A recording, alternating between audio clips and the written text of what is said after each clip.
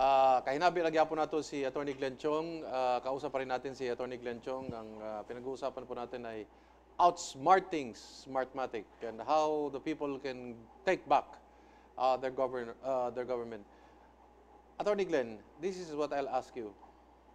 Under the regime of Smartmatic, you have been able to confront yourselves to bring finally the fight into the arena of politics. First, you said that there are only two options here, either legislative or judicial. Yes, sir. I'd still like to think that one part of the solution or the key is executive, which means appointing the right COMELEC commissioner. Yes, sir. But that's where the start begins. yes, sir. But I have to find a solution in the situation where I am in. Yes. Since there are already people appointed. Yeah. So that is already given. After the fact. Yes, sir. It's after the fact. That's in other why words, I mentioned that, because if you remember, I had you as a guest, and I was not exactly mincing words when I said they should seriously consider you as a COMELEC. Yes, sir. I thank you for that. Do you remember that? Very well remember that, yes, sir. That's the reason why Sir I said Eric, yes. the solution could have been partly executive. But since we're already here, my second question is this. Is this now going to be the lambs being led into the arena? Or the results will be all about, as the song goes, bring in the clowns? Sir, insofar as I am concerned, I'm not going to be a clown. You're not going to be a lamb either. I'm not going to be either a lamb I'm either. worried is that you will be the lamb and it will be the clowns that, that will be sent in. Do you understand what I'm saying now? Yes. Okay, okay. But I make it clear I don't want to be a clown and I don't want to be a lamb. Okay. I'd rather be the tiger or Okay. the lion. Okay. Because we're gonna outsmart Smartmatic, di ba? Okay. Yun nga, ang mensahe ko sa tao is this, who are going to help us? Di ba? Sino bang tutulong sa atin? Meron tayong institusyon, yung Kongreso, yung Korte Suprema. Yes. But miserably, these institutions failed. Okay. Especially itong Kongreso, itong Senado. Yes. Nandun sana, they could oversight committee ito, Sir Eric, ha? Yes, They yes. could always make recommendations to the COMELEC and the COMELEC has to follow. Yes, yes. So as a matter of fact, nung malaman ko na, well, of course, mag-hearing daw sila, hindi nila ako imbita, and then I had a press conference the next day, so sinumit ko na yung plan B namin, yung plan B for the people. Okay. That is, bilangin natin yung boto na nasa resibo as an individual voter verification and then collective voter verification. Ito na yung bilangin natin ng lahat ng boto Okay.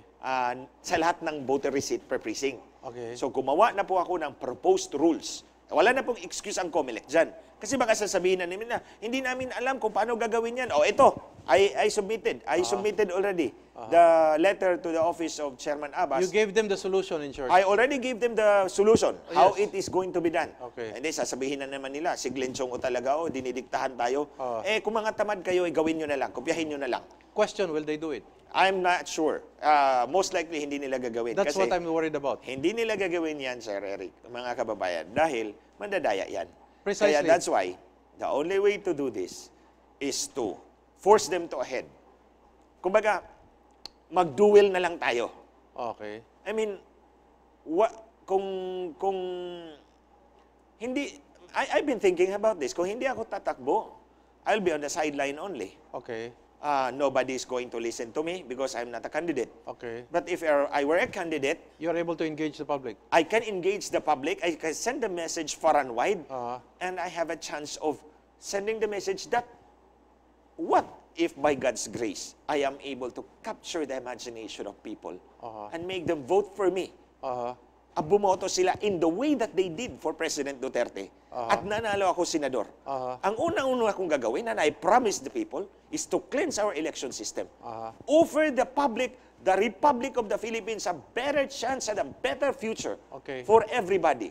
Na makapasok yung mga kandidatong walang pera, pero sincere sa kanilang adhikain na makatulong sa bayan. Even the message of cleansing our election system is already strong enough and powerful. Yes, sir, but I have concrete ideas of what to do. Exactly. Ang point ko lang po sa ating mga kababayan na ipapalabas ko po sa inyo is I don't have political power at this time that I can use for the benefit of the people. Wala kasi akong hawak na political power eh. But remember, in an election, mga kababayan, mga kapatid, in an election, the real power rests in the hands of the people. Yes. Kumuha hata sa Cebu, you can see in the provincial capital, the power of the authority of government emanates from the people. Yes. It's so big doon Yes. sa Kapitolyo sa Yes. Cebu. I've been in Cebu. I've been living there for a long time. Yes. Dool ra man gani tag Pinoyanan. Yes. Magian man gani ka na ako pirmi. Oo. Now, the power of the authority of government rests in the hands of the people. That's in every election. It's in our hands, the real power. We simply let the public officials borrow it. Yes. Yes, di ba? Yes. Collectively, we decide. Sino ba ang ating pagkakatiwalaan ngayon? It's an agency, Oo. actually. Yes, political agency. It's a political So, agency. okay, like you're running. Oo. Papagkatiwalaan ko, kung ako makakaboto sa Cebu, I will vote for you. Yes. Because I trust you. Yes. So, that's the act of lending my political power Yes, to you. yeah. But this political power, as individual citizens, maliliit lang ito. Yes. Maliliit lang itong political power natin, isa-isa. Just like me, I'm an ordinary citizen, I have very little political power. But if the people will trust me, pagkakatiwalaan ako ng tao, at iboboto nila ako bilang senador, then your political power will be all collected and put in me that I can use. Magagamit ko na yung political power na pinahiram ninyo sa akin para pagsilbihan ng bayan. In the manner na prinamis ko po sa inyo. Lilinisin natin ang ating halalan, sisiguraduhin natin na makapasok yung mga mayors, governors, at congressman na kahit walang pera, pero pwedeng manalo dahil na-capture nila ang imagination ng tao, ang imahinasyon ng tao, napaniwala nila. Because I know there are people out there, marami ho yan, that who have the capacity and the will to serve our people. That's true. But just they cannot survive in an election system that cheats, that maims, that kills, that buys voters. That's why many good men have not entered into politics. Yeah, marami naman. Ako actually, Marami ako nakikita mga taong mga pwedeng potential. yes, marami yan. I know. But they would rather turn their back and just focus on their family, on their business. Yes, because They don't want to be tainted. They don't want to be tainted. Sir Eric, they know. They know that the political system, the election system is so loaded in favor of the incumbent. Marami dyan. Maraming style yan. Especially for the incumbent Smartmatic. Yes, especially yung may suki card na. Yes. May suki card na. I'm not mincing words. Pero yung sa Senate, that's really a tough. Yeah, I know. It's going to be a tough arena, no? Yes. Because that's where they make most of their, should I say, that's where they make the best shuttle. It has become a shuttle. Ganito yan. As we speak now, may mga nagsasabi sa akin, dalawa na lang daw ang pagpipilian sa eleksyon kasi yung 10 panalo na. Well, I leave it to the people. I've heard that also. 10 na raw ang napila. Oh yeah, that's Dalawa why. na lang pagpipilian. Dalawa na lang daw ang pagpipilian kasi yung 10 nanalo na. And then may nagsabi pa na, hindi ko na lang sabihin kung sinong senador, pero sabi niya, bakit ako gagastos ng 500 or 1,000 pesos para sa isang botante na pwede naman akong gumastos ng 200 piso after elections? What do you mean by after elections? Bibilihin na lang niya resulta. Mas mura pa bilhin yung resulta. Yes. Mas mura pa bilhin ang resulta kaysa tao. Kaysa bayaran ng mga di ba? Well, botante. that's how the way I see it. How can we outsmart Smartmatic? Because Smartmatic is really smart. Smart because kumbaga sa Cebuano pa nakagamot. Nakagamot na. Nakagamot na.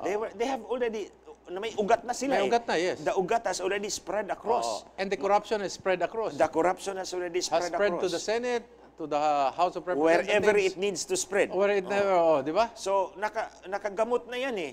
So may ugat na yan eh. So what can we do? I mean, this is not for me. It is not easy for one person like Glenn Chong. And while we believe in God, I know, we all believe in God. But God will not come down to help us. Yes. We have to help ourselves. God's work is truly our own. God's miracle will come when He sees the people doing their share. Attorney Glenn, Yes, sir. itong 10 na, ano itong 10 na mga nadinig mong nanalo na mga senatorial votes? Ito yata yung nasa survey eh. Ang tawag ko dyan, survey. Because I don't know how true. They're saying that the surveys is done in such a way that it will support the result of Smartmatic? One theory there is that, isang theory dyan is, may resulta na yung Smartmatic as of today. Meron na. Meron ng resulta yung Smartmatic as of today. Magkano ba ang bigayan dito para maging senador? Saan nadidinig mo lang? Saan nadidinig mo lang? Dati, 2013, ang presyo nila dyan, 100 million. 100 million. Oo. Yung Congressman 2013. Yes. Ngayon kaya, magkano ito? Baka mataas na yan ngayon. Kasi More or less. 2016, 2019 na, plus may inflation pa. May train law pa. Oo, may inflation pa. So, mga tingin mo, what I heard what you have heard? Dati kasi yung congressman 30 million, ngayon 40. Yung governor 50 yan dati, ngayon siguro 60 na, 70. Okay. So, come to think of it, mga kababayan, gaano karaming pera? I talked to one senator before Tinanong niya ako, how much did Smartmatic and Comelec earn? Yung pagbebenta talaga ng mga posisyon in 2016. Okay. Remember, Chairman Bautista got 1 billion in unexplained wealth, di ba? Okay. So, ang estimate ko po doon, Sir Eric, is 10 billion ang kinita ng sindikatong riding in tandem. But I was corrected by that senator. 10 billion? 10 billion. Okay. So sabi niya, no, it's actually 15 billion ang kinita 15 nila. billion for what year is that? 2016. 2016. Nakinita ng sindikato pagbibenta ng mga posisyon. As a matter of fact, meron akong isang kaibigan din, congressman to, kaibigan ko to dati magkasama kaming congressman Inuferan siya. Magkano? 30 million for Congress. Okay. So, ang nag-offer niya sa kanya, incumbent din na congressman.